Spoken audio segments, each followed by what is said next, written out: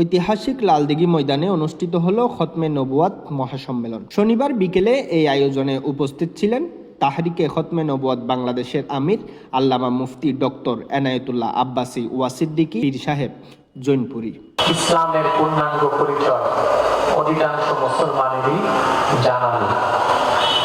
পক্ষান্তরে বিভিন্ন বাতিল ফেরকা ঈমান ও ইসলামের বিপক্ষে, সহিহ আকীদার বিপক্ষে জনসমাজে বিভ্রান্তি সৃষ্টি করছে, যে কারণে মানুষ ইচ্ছায় হোক অনিচ্ছায় হোক পথচ্যুত হয়ে।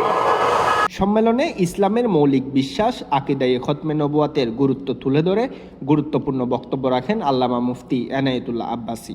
তিনি বলেন, নূর নবীজি মুহাম্মদ সাল্লাল্লাহু আলাইহি ওয়াসাল্লাম সর্বশেষ নবী, উনার পরে কোনো নবী আসবে না। এটা ইসলামের মৌলিক বিশ্বাস। বক্তারা কাদিয়ানী সম্প্রদায়কে রাষ্ট্রীয়ভাবে অমুসলিম ঘোষণার দাবি জানান। তারা বলেন, কাদিয়ানীকে মুসলিম পরিচয়ে ধর্মীয় অনুভূতিতে আঘাত করেছে, যা বাংলাদেশের সংবিধান বিরোধী।